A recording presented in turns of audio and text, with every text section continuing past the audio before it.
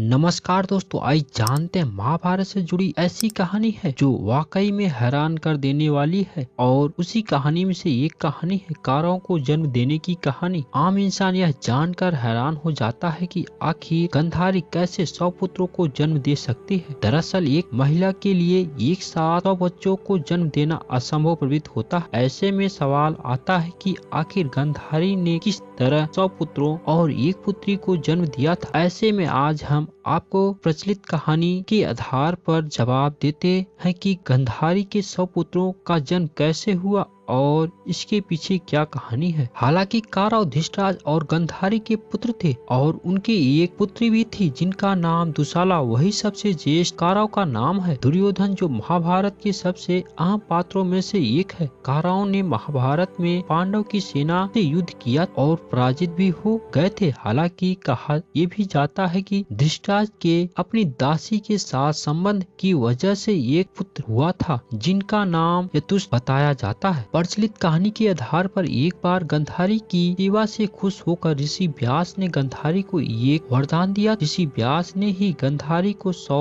पुत्रों की मां होने का आशीर्वाद दिया था। इसके बाद गांधारी गर्भवती हुई, लेकिन कहा जाता है कि गांधारी 9 महीने के बजाय 2 साल तक गर्भवती रही। इसके बाद उन्होंने एक मांस के टुकड़े को जन्म दिया, यानी गांधारी को एक भी संतान नहीं हुए। इसके बाद खुद ऋषि व्यास ने इस मांस के टुकड़े को 101 हिस्से में विभाजित किया और अलग अलग घड़ों में रखवा दिया था। 101 घड़े में रखे गए मांस के टुकड़े से बच्चों का विकास हुआ और धीरे धीरे सभी उन घड़ों में से जो बच्चे निकले उन्हें ही कौरव कहा गया। 101 घड़ों में से 100 तो कौरव भाई निकले, जबकि एक घड़े में से दुशाला ने जन्म लिया जो 100 कौरवों की अकेली बहन थी। इस प्रकार 100 कौरवों का जन्म हुआ। बता दे कि कौरवों के जन्म की एक कहानी सबसे ज्यादा प्रचलित है और बताया जाता है कि इस तरीके से कौरवों को जन्म हुआ था। कौरवों की मौत के बीच गांधारी द्वारा किए गए एक कार्य बताया जाता है कि पौराणिक कथाकार देवदत्त पटनायक की एक किताब मिथिला में भी इस बात का